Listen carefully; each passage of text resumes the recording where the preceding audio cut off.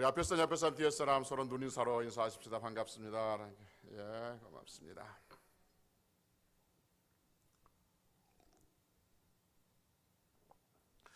들꽃 편지의 편집자인 최용우 씨가 쓴 글에 이런 글이 있습니다. 한번 들어보시겠습니까? 나에게는 사랑하는 가족이 있습니다. 나는 우리 가족을 언제라도 만날 수 있습니다. 이 하나가 나에게 얼마나 큰 기쁨인 줄 이제 알았습니다. 나에게는 사랑하는 가족이 있습니다. 나는 우리 가족과 언제라도 전화를 할 수 있습니다. 이 하나가 나에게 얼마나 큰 즐거움인 줄 이제야 알았습니다. 나에게는 사랑하는 가족이 있습니다.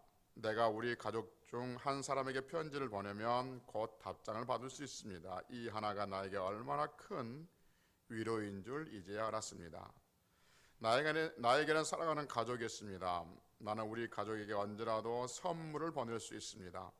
이 하나만으로도 내가 얼마나 소중한 사람인 줄 이제 알았습니다. 나에게는 사랑하는 가족이 있습니다. 나는 우리 가족과 언제라도 같이 식사를 할 수 있습니다. 이 하나만으로도 내가 얼마나 대단한 사람인 줄 이제 알았습니다. 나에게는 사랑하는 가족이 있습니다. 나는 우리 가족에게 나의 아픔을 낱낱이 이야기할 수 있습니다. 이 하나만으로도 내가 얼마나 행복한 사람인 줄 이제야 알았습니다. 라는 글이 있습니다. 5월은 가정의 달이죠. 1년 12달 중에 계절의 여왕이라는 5월, 가장 좋은 달에 가정의 달로 통용된 것은 가정의 소중함을 생각하자는 의미가 있을 겁니다. 이 땅에 존재하고 있는 모든 가정마다 그리스도의 평강이 넘쳐나기를 소망해 봅니다. 지난주에는 아빠 찬스를 사용합시다라는 제목으로 말씀드렸습니다. 세상에서는 아빠 찬스를 사용하면 비난을 받지만 하나님께서는 우리 아빠 찬스, 하나님 아빠 찬스를 사용하라고 그리고 하나님 아빠 찬스를 사용하는 것이 하나님께 영광이다라고 말씀드렸습니다. 그러나 욕심을 채우기 위한 아빠 찬스는 거절된다라는 말씀드렸습니다. 오늘은 가정이라는 제목으로 말씀드립니다. 해마다 5월이 되면 그 가정의 달 맞이해서 가정에 대한 설교를 해야 되는데 목사로서는 이게 조금 부담이 됩니다. 똑같은 주제를 해마다 해야 된다는 절기 설교가 만만치는 않습니다. 그럼에도 불구하고 가정에 대해 설교해야 하는 것은 우리 그리스도인들의 가정은 교회만큼의 소중한 것이기 때문에 그렇습니다. 세상 사람도 가정을 이루고 살고 우리 성도들도 가정을 이루고 사는데 성도들이 가정을 이루고 있는 그 가치관과 세상 사람들이 가정을 이루고 있는 가치관은 다르는 것이죠. 그래서 성경적인 가치관을 가지고 있는 가정이 어떤 가정인가에 대한 말씀을 잠깐 드리려고 합니다. 성도의 가정의 가치관은 무엇일까? 첫째는 뭐냐면 가정의 주인이 계시다는 것을 알아야 한다는 거죠. 우리 가정의 주인은 하나님이신 줄로 믿습니다. 가정의 주인이 하나님이시다는 이 말은 아마 매년 5월달마다 했던 말씀드린 것 같고 제가 주례를 서면 꼭 이 가정의 주인은 하나님이다라는 말씀을 드렸던 기억이 있습니다. 그런데 대부분 그냥 듣고 흘러버리는 경우가 있습니다. 여러분, 가정하면 제일 먼저 생각나는 단어가 뭡니까? 불행입니까? 행복입니까? 행복이죠. 가정하면 제일 먼저 생각나는 것이 행복, 평안, 쉼, 안식 이런 것들 것입니다. 많은 사람들이 행복한 가정을 원하지만 행복한 가정과 거리가 먼 그러한 가정들이 양산되고 있는 것은 가정의 주인이 하나님이라는 사실을 놓치고 있기 때문에 그러는 것이죠. 우리의 인생이 우리의 마음대로 되지 않는 것처럼 우리의 가정 역시 우리의 마음대로 되지 않습니다. 많은 사람들이 생각하기를 아버지가 훌륭하면 자녀들도 훌륭하고 아버지가 나쁘면 자녀들도 나쁘게 된다라고 말합니다. 심리학자도 그렇게 말하고 보편 타당성 있는 말 같고 맞는 말이기도 합니다. 아버지가 훌륭해야 자식들이 훌륭하죠. 보고 배운 것이 있어야 되는 거죠. 이런 말을 들으면 저같이 훌륭하지 못한 사람은 그럼 우리 자녀들은 나처럼 훌륭하지 못하고 살겠구나 하는 생각이 들어서 조금 슬프기도 하죠. 이 세상에 워낙 훌륭한 사람들이 많이 있으니까. 그런데 성경에 보면 다를 수 있다는 것을 우리에게 보여줍니다. 아버지는 훌륭한데 그 훌륭한 아버지 밑에서 악한 자녀가 나오기도 하고요. 아버지는 굉장히 악한데 그 악한 아버지 밑에서 아주 하나님 보시기에 선한 자녀들이 나오는 경우가 있죠. 예를 들면 사무엘의 가정을 봅시다. 사무엘과 그 아들들을 보면, 여러분 사무엘은 다 아시잖아요. 사무엘은 이스라엘의 사사기 혼란 시대를 평정하고 왕정 시대를 이뤘던 사람이에요. 사무엘은 그 다윗에게 기름을 부어서 다윗을 왕으로 세웠던 사람이 사무엘입니다. 그러니까 사무엘은 사사이기도 하고 선지자이기도 했던 거죠. 그러니까 사무엘의 인격이 얼마나 훌륭했느냐 하면 온 국민이, 모든 백성들이 사무엘의 인격이 훌륭하다는 것을 다 알고 있었습니다. 사무엘상 12장 3절에 보면 이런 말이 나오거든요. 사무엘이 죽을 때가 되니까 백성들을 모아놓고 이렇게 말합니다. 나는 머리가 휘어졌고 이제 늙었다. 그러면서 말하기를, 내가 하나님 앞에서 너희들에게 물어보겠다. 내가 누구의 소를 빼앗은 일이 있느냐?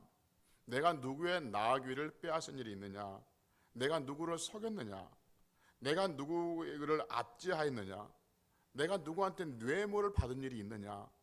혹 있다면 나에게 지금 말해주고 내가 죽기 전에 이것을 너희한테 다 갚고 죽을게 라고 말합니다. 그러니까 백성들이 그런 일이 한 번도 없었다 이렇게 말하죠. 아주 인격적으로 훌륭한 사람입니다.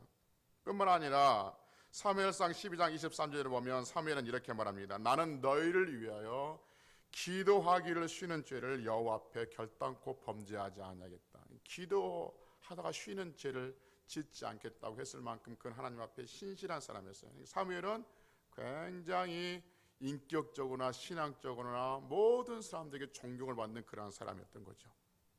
그러면 당연히 그렇게 신앙적으로 인격적으로 훌륭한 사람이니까 그 사무엘 밑에서 그의 자녀들, 그의 아들들은 어떻게 해야 돼? 마찬가지로 아버지처럼 훌륭한 사람이 되야 되잖아요. 그런데 성경에 보면 사무엘상 8장 3절에 보면 이렇게 말합니다. 그의 아들들이 자기 아버지의 행위를 따르지 아니하고 이익을 따라 뇌물 받고 판결을 굽게 했다. 자기 아버지의 행위를 따르지 아니했다는, 그러니까 훌륭한 사무엘의 아버지 밑에서 악한 사무엘의 아들들이 나왔다라고 말한 거죠. 그러니까 왜 이런 말씀을 드리냐면, 혹시 내가 생각할 때 나는 믿음이 참 좋아. 그리고 내가 생각할 때도 나는 인격이 참 괜찮아. 그러니까 내가 이만큼 믿음 좋고, 이만큼 내가 신앙생활 잘하고, 이만큼 내가 교회에 헌신하고 하나님을 사랑하는 그런 모습, 그렇게 살아왔으니까, 그리고 다른 사람들한테 손가락질 받지 않고 칭찬 듣고 인정받고 그렇게 살아왔으니까 당연히 내 자녀들도 내 자식들도 나처럼 믿음이 좋은 사람으로서 또 다른 사람들한테 칭찬 듣는 그런 훌륭한 신앙과 훌륭한 인격으로 자랄 것이다, 그렇게 생각하지 말고 하나님 앞에 겸비하게 자식들 위해서 기도하라, 그 말씀입니다. 사무엘 얼마나 훌륭했어요. 그러나 그 자녀들은 그러지 않았다니까요. 히스기야 가정도 말할 수 있지 않겠습니까?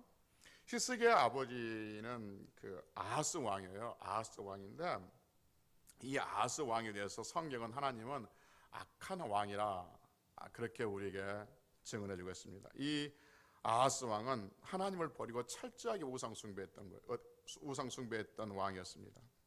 열왕기하 16장 10절에 보면 이런 일이 있습니다. 아하스 왕이 그 다메섹에 갈 일이 있었어요. 아수르 가다가 다메섹에 잠깐 들렸는데, 다메섹에 가서 보니까 다메섹 사람들의 섬기는 그 신이 휘황찬란한 거예요.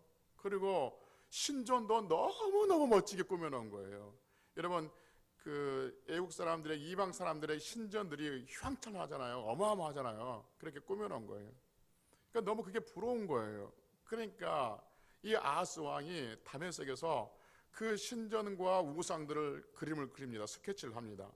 그래가지고 자기 본국으로 보내요. 그리고 우리야 제사장에게 이렇게 똑같이 지어라, 그렇게 이야기합니다. 그리고 돌아와서 어떻게 하냐면 여호와의 성전에 있는 모든 성물들을 다 구석에다 박아버리고 다메섹에서 봤던 그 우상들을 새깁니다. 거기다 세워놓죠. 성전에다 세워놓습니다. 그리고 그 짐승을 잡아서 성전 안에서 짐승을 잡아서 짐승에 피를 뿌리는 그런 악한 짓을 했던 사람이 아하스 왕이에요. 악한 왕이었습니다. 그런데 그 아들이 누군지 아십니까? 그 아들이 히스기야 왕이에요. 히스기야 왕. 히스기야 왕은 종교 계획을 상징하는 인물입니다. 히스기야는 왕이 되니까 자기 아버지가 세웠던 모든 우상들 다 버려버리고 다시 하나님의 성물을 가져와서 그러니까 재정비했던, 그리고 선지자를 세우고 레위인들을 세워주고 그래서 하나님의 법을 세워갔던 사람이 히스기야 왕이에요.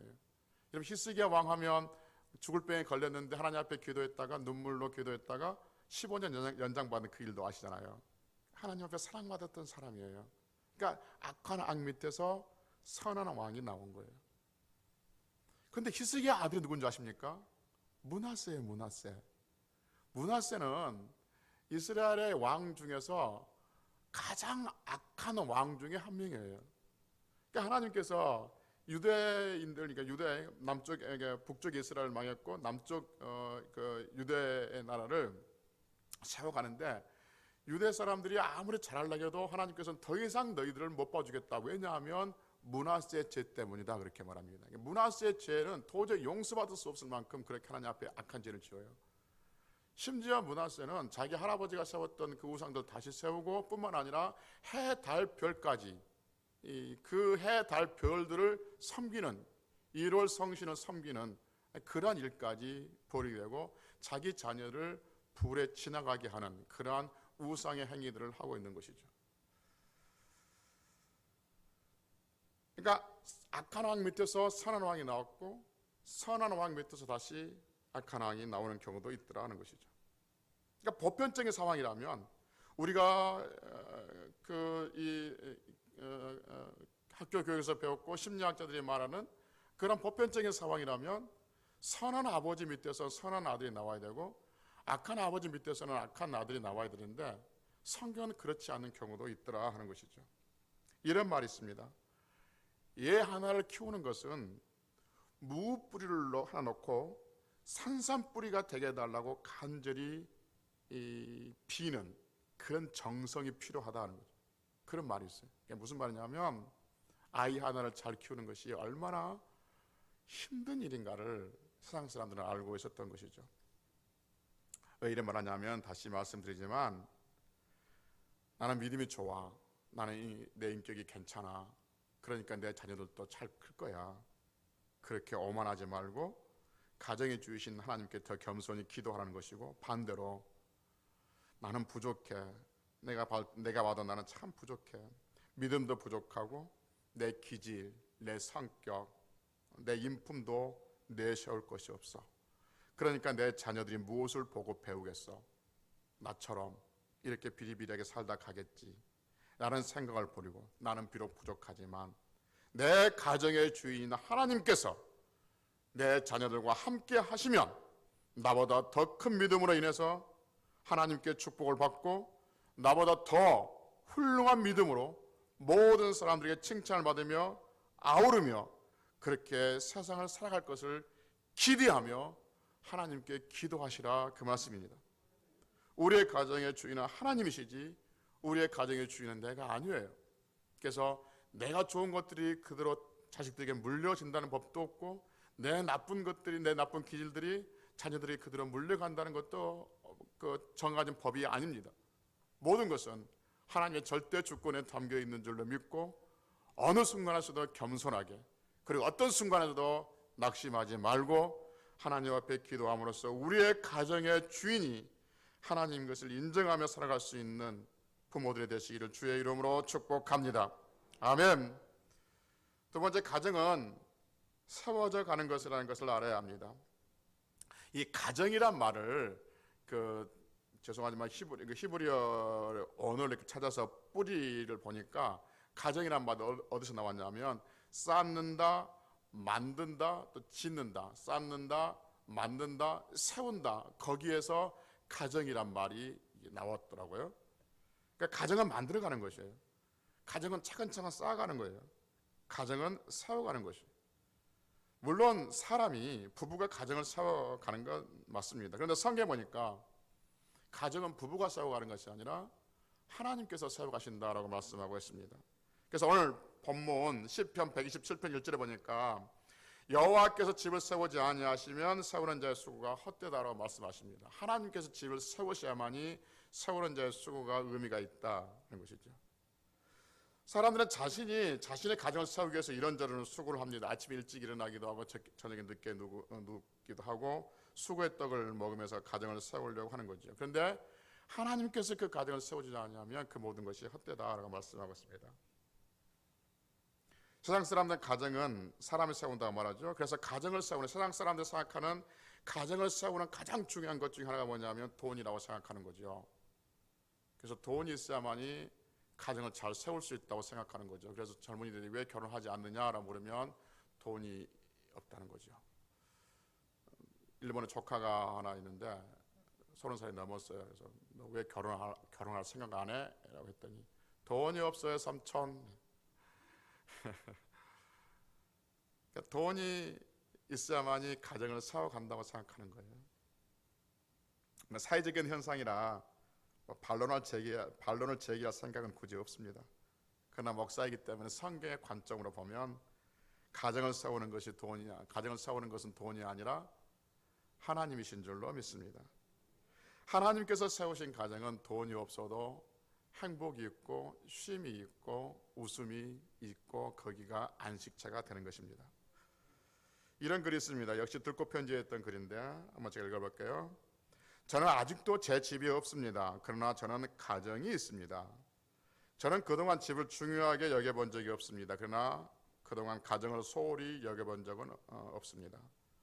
저는 집이 없어도 살 수 있지만 저는 가정이 없이는 살 수 없습니다. 좋은 집을 꾸미려 하지 말고 좋은 가정을 꾸며야 합니다. 화로운 대저택에 살면서도 다툼이 있는 것보다 오막살이에 살면서도 웃음이 있는 것이 훨씬 가치 있고 행복한 일입니다. 라는 글이 있습니다. 성경대로 보면 잠언 17장 1절에 보니까 이런 말씀이 있어요. 마른 떡 한 조각만 넣고 화목하는 것이 제육이 여러 가지 그 고기가 집에 가득하고도 다투는 것보다 낫다라는 말씀이 있습니다.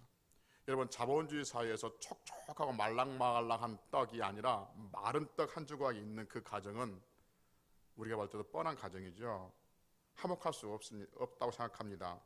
물질 만능주의 사회에서 어떻게 마른 떡 한 조각에게 감사할 수 있겠습니까? 그러나 성도의 가정은 촉촉하고 말랑말랑한 떡 한 조각이 아니라 마른 떡 한 조각으로도 감사할 수 있고 화목할 수 있고 행복할 수 있는 가정인 줄로 믿습니다. 왜냐하면 하나님께서 가정의 주인이시기 때문에 그렇습니다. 하나님께서 가정의 주인이시기 때문에 그 가정을 보호하시고 그 가정을 지키시고 그 가정을 하나님의 말씀대로 하나님의 속성대로 번성케 할 줄로 믿기 때문에 지금 비록 내가 마른 떡 한 조각 우리 가족이 씹고 있지만은 하나님 앞에 신실하게 믿는 가정은 하나님께서 모든 가족의 식구들의 발을 높은 산에 다니는 암사슴 발같이 그렇게 강건하게 하실 줄로 믿습니다. 가정은 또 하나 쌓는다는 의미가 있습니다. 쌓는다. 또 하나의 글 하나 소개할게요. 해가 지면 어김없이 돌아가 몸을 눕혀야 하는 가정은 행복을 퍼내기만 하는 곳이 아닙니다. 가정은 사랑을 퍼내기만 하는 곳이 아닙니다. 가정은 평안함을 퍼내기만 하는 곳이 아닙니다.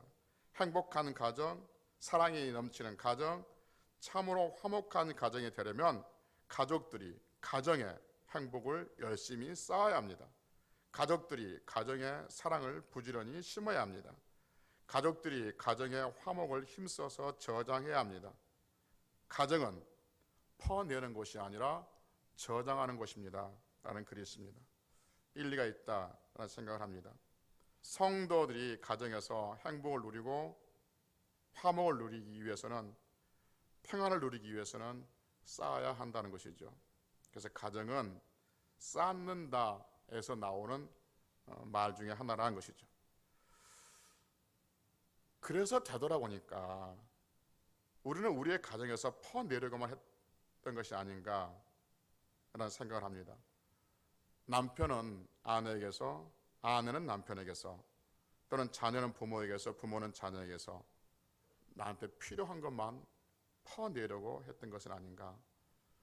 서로가 필요한 것만 퍼내려고 하다 보니까 쌓아놓은 것이 없는 화목, 쌓아놓은 것이 없는 웃음, 쌓아놓은 것이 없는 가정에 사랑이 없는 가정은 결국 피폐해지고 황폐해질 수밖에 없지 않겠냐 하는 것이죠.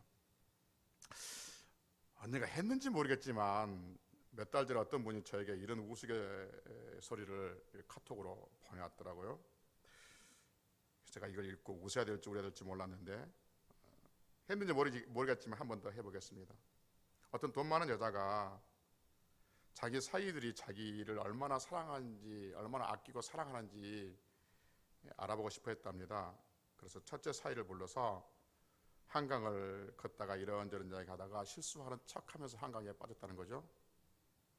안 했구나. 표정을 보니까 지금 모른 지금 이야기 표정인 거 보니까 안 했어요. 그럼 자신 있게 할게요. 한강에 빠지니까, 장모가 한강에 빠지니까 첫째 사위가 조금도 망설임 없이 한강에 뛰어들어가서 장모를 구해냈답니다. 그런데 그 다음날 사위 앞으로 아주 비싼 외제차가 하나 서 있더랍니다. 그리고 메모지와 함께 장모로부터. 얼마 후에 둘째 사위는 어떤가라고 똑같이 시험을 해봤답니다.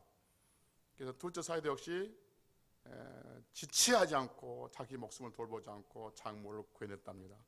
그래서 둘째 사위 역시 마찬가지로 외제차하고 메모지 한 장 도착했답니다. 장모로부터. 셋째 사위는 어떤가? 셋째 사위도 알아보려고 몇 주 후에 역시 불러내서 한강을 걷다가 실수하는 척하다가 한강에 빠졌답니다. 그러니까 장모가 살려달라고 그러는데 셋째 사위는 그냥 머무자 하면서 어떻게 하지 하다가 그냥 장모가 그 자리에서 죽었답니다. 셋째 사위는 사위를 이게 수행을 못했거든요. 그래서 할 수 없이 이제 장례를 치르고 난 다음에 얼마가 지나니까 셋째 사위 앞으로 소포 하나 도착했어요.